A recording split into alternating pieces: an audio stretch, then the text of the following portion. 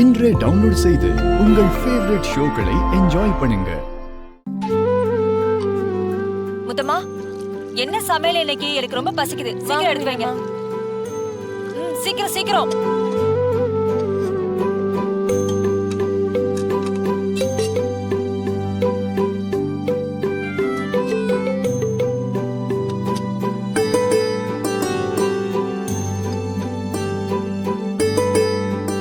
எல்லாம் உங்க favourite dish தான். உங்க மருமக தமிழ் தான் உங்களுக்காக பார்த்து பார்த்து செஞ்சா.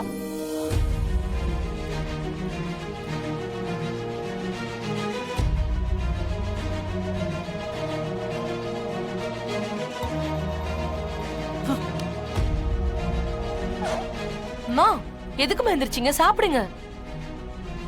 எனக்கு பசிக்கல.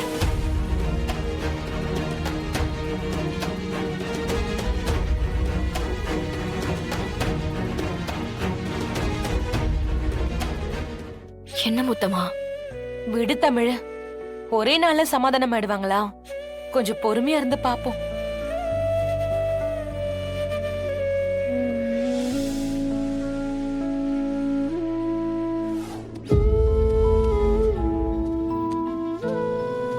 முத்தம்மா,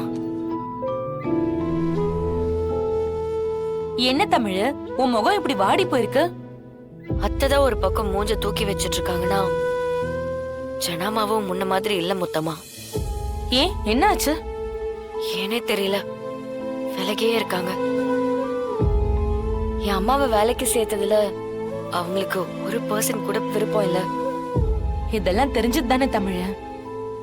அம்மா மட்டும் ஏதாவது தப்பு பண்ணி மாட்டிக்கிட்டாங்க, அவ்வளவுதான் என் கதையே கந்தல் ஆயிடும்.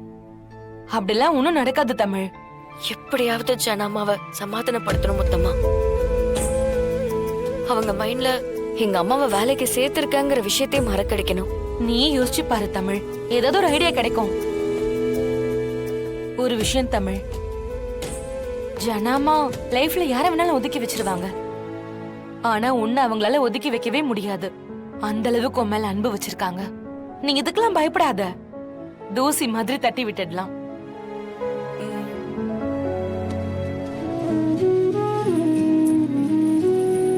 முத்தம்மா, இவ்ளோ பச்சை கலர் தோடு இருக்கு. எல்லாம் நம்ம ஜனாமாவோட தான். ஓ, அப்படியா? பச்சை கலர் தோடுனா ஜனாமாக்கு ரொம்ப பிடிக்குமா என்ன? இவ்ளோ பச்சை கலர் தோடு இருக்கு. ஆனா நான் ஜனாமா ஒரு தடவை கூட இந்த பச்சை கலர் தோடு போட்டு பார்த்ததே இல்லையே. போட்டா தானே தமிழ் நீ பாக்குறதுக்கு. அப்புறம் எதுக்கு இத்தனை வாங்கி வச்சிருக்காங்க? உன் தாத்தா இருக்காருல்ல, அவரு நம்ம ஜனமாவோட பிறந்த நாளைக்கு ஒரு பச்சை கலர் தோடு வாங்கி கொடுத்திருக்காரு. எத்தனை வருஷத்துக்கு முன்னாடி முத்தம்மா? அவங்களுக்கு கல்யாணமான புதுசுல.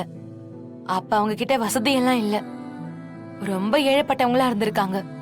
ரொம்ப கஷ்டப்பட்டு ரா பகலா விறகு வெட்டி மூட்டை தூக்கி ரொம்ப கடுமையா உழைச்சுதான் அவர் அம்மாக்கு அந்த தோட வாங்கி கொடுத்திருக்காரு.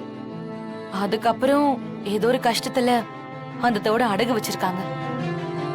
ஓ, கஷ்டப்படுறவங்களுக்கு இருக்கிற பெரிய நம்பிக்கையே தங்கம் தானே தமிழ. அது ஜனாமா மனசுல ரொம்ப சென்டிமெண்டா பதிஞ்சிருச்சு. அதுக்கப்புறம் வசதி வாய்ப்பு வந்ததுக்கு அப்புறம் அந்த நகையை மீட்கலான்னு பார்த்தா அந்த கடைக்காரன் மூழ்கிடுச்சுன்னு சொல்லிருக்கான். அவன் யார்கிட்டயும் வித்துட்டான் போல. ஐயோ!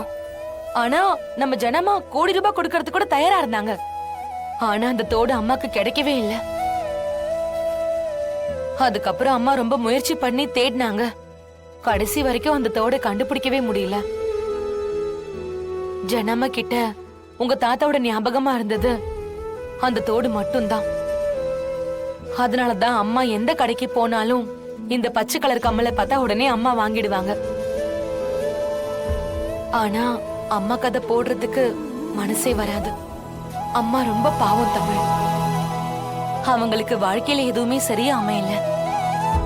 உங்க தாத்தாவும் கொஞ்ச நாள்ல இறந்துட்டாரு. பிள்ளைங்களை வளர்க்கறதுக்கு அவ்வளவு கஷ்டத்தை பாத்திருக்காங்க. இப்ப நடக்கிறதெல்லாம் தான் உனக்கே தெரியுமே. அது எப்படின்னா சிபி சார், நீங்க என்ன இங்க? ஏன் நான் ஃபேக்டரிக்கு வரக்கூடாதா? ஆளாளுக்கு ஏன் வந்த எதுக்கு வந்தேன்னு கேட்டுட்டு இருக்கீங்க? ஏன் நான் ஆபீஸ்ல மட்டும் தான் இருக்கணுமா? இல்ல சிபி சார், அதிகமா அங்கதானே இருப்பீங்க. உங்களுக்கு எதுவும் ப்ராப்ளமா? ஆ, தமிழ், சிபி தம்பி அவரோட அம்மு அத்தைய தேடிட்டு வந்திருக்காரு. அவங்க எங்கன்னு கேட்டாரு, அதான். ஆமா நீ கூட சொன்னல, எங்க அவங்க எந்த செக்ஷன்ல ஒர்க் பண்றாங்கன்னு தெரியுமா? அது வந்து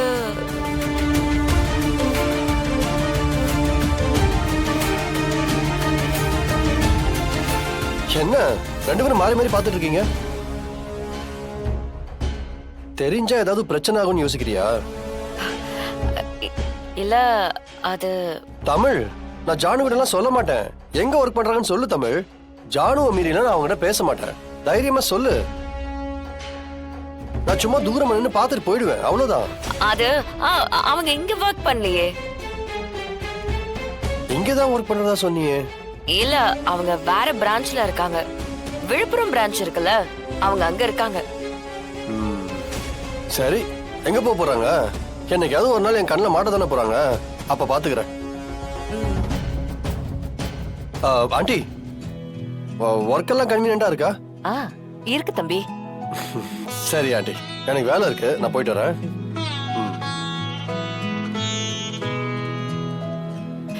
பாத்தியா தமிழ், எல்லாரும் என்ன வெறுத்தாலும் என் மருமகனுக்கு கொஞ்சமாவது என் மேல ஈவ இருக்கு.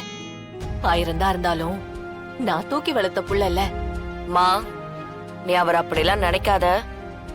இவர் எந்த நேரத்துல எப்படி நடந்துப்பாருன்னு கண்டுபிடிக்கவே முடியாது. எதுக்கும் நீ எச்சரிக்கையாவே இரு. இப்போதைக்கு இங்க நீதான் ஜனமாவோட பொண்ணுன்னு யாருக்குமே தெரிய வேணாம். நீ அவசரப்பட்டு பாசத்துல அவர்கிட்ட எதுவும் வளரி வச்சிடாத என்ன? சரி, நீ பாத்துக்க, நான் வரேன். மா, சொல்லுமா. அந்த கணேசன் என் பின்னாடியே ஃபாலோ பண்ணிட்டு வராருமா. என்னம்மா சொல்ற? ஆமா தமிழ், கார்ல ஃபாலோ பண்ணிட்டே வந்துட்டு இருக்காரு. இப்ப என்னடி பண்றது? மா, நீ வீட்டுக்கு வர வேண்டாம். நீ முதல்ல கோவிலுக்கு போ, அதுக்கப்புறம் மார்க்கெட்டுக்கு போ. மாறி மாறி ஆட்டோலயே சுத்திட்டு வீட்டுக்கு மட்டும் வந்துடாதமா. ஏய், எவ்வளவு நேரம்டி நான் சுத்திட்டு இருக்கிறது? மா, அவர் கொஞ்சம் சுத்தல விடுமா. ஒரு கட்டத்துல அவரே கன்ஃபியூஸ் ஆகி அவரே திரும்பி போயிருவாரு. அதையும் மீறி அவர் கண்டுபிடிச்சு வந்தாருன்னா நான் பாத்துக்கிறேன். சரி தமிழ்.